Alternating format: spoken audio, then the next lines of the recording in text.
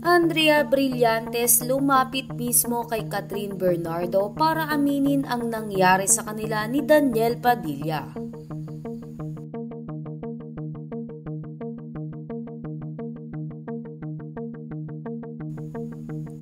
Isa daw sa nagtulak kay Catherine Bernardo na wakasan ang kanilang 11-year relationship ni Daniel Padilla ay ang mapatunayan na totoo ang mga balitang nag-uugnay kay Daniel at sa aktres na si Andrea Brillantes.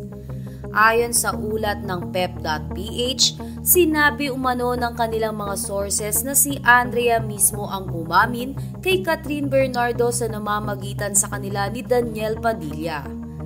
Pagdedetalye ng pep.ph, magmula pa noong ABS-CBN Ball September 30, 2023 ay hiwalay na sina Daniel Padilla at Catherine Bernardo.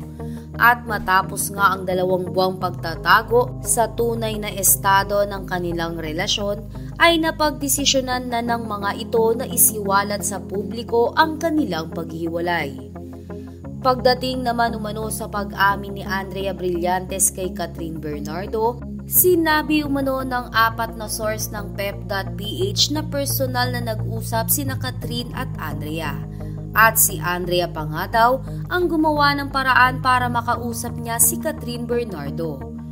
Tinawagan daw ni Andrea Brillantes si Catherine at dito nga sinabi nito na gusto niyang makausap ng personal ang kanyang ate Catherine. Madaling araw nga daw nangyari ang pag-uusap na iyon ng 2 aktres sa opisina o studio ni Catherine Bernardo sa Quezon City. Nakainom daw na dumating si Andrea na animoy humuhugot ng lakas ng loob sa alak. At dito nga ay kinumpisal ni Andrea Brillantes ang lahat-lahat tungkol sa lihim na pagkikita nila ni Daniel Padilla. Pinabasa rin daw ni Andrea Brillantes kay Catherine Bernardo ang palitan nila ng messages ni Daniel Padilla sa kanyang cellphone. Ang pagkikita nga daw na ito ni Daniel Padilla at Andrea Brillantes ay nangyari noong 18 anyos pa lamang si Andrea, taong 2021 kasabay ng pagdiriwang ni Carla Estrada ng kanyang kaarawan.